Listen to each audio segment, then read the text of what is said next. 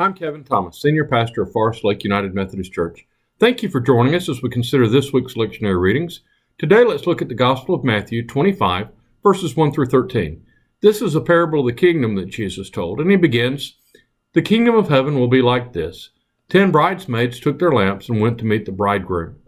5 of them were foolish, and 5 were wise. When the foolish took their lamps, they took no oil with them, but the wise took flasks of oil with their lamps. As the bridegroom was delayed, all of them became drowsy and slept. But at midnight there was a shout, 'Look, here's the bridegroom, come out to meet him.' Then all those bridesmaids got up and trimmed their lamps. The foolish said to the wise, 'Give us some of your oil, for our lamps are going out.' But the wise said, 'No, there will not be enough for you and for us. You'd better go to the dealers and buy some for yourselves.' And while they went to buy it, the bridegroom came, and those who were ready went with him into the wedding banquet, and the door was shut. Later the other bridesmaids came also, saying, 'Lord, Lord, open to us.' But he replied, 'Truly I tell you, I do not know you. Keep awake, therefore, for you know neither the day nor the hour.'" Well, Jesus calls 5 of these bridesmaids wise. I always thought they were mean, selfish.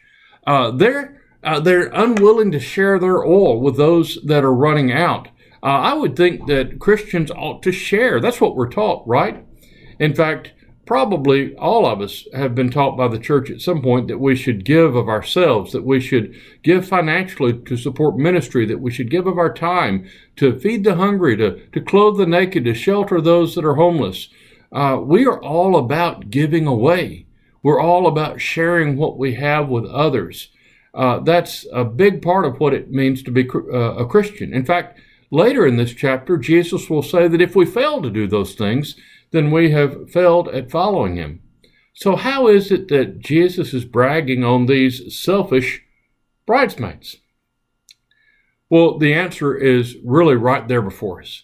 The wise bridesmaids answer, "If we share with you, we won't have enough for us." Now, that might sound selfish, but in reality, it's healthy. In fact, as Christ followers, we are supposed to give. We're supposed to give of our time, our energy, our resources. We're supposed to be generous people. But at the same time, we've got to care for ourselves. We can't give until we're empty. We can't give until we harm ourselves. There's a natural rhythm in Jesus' life that I want to share with you.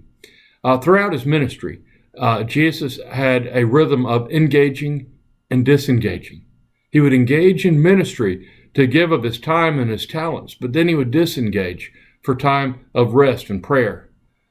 If Jesus needed that, don't we need it?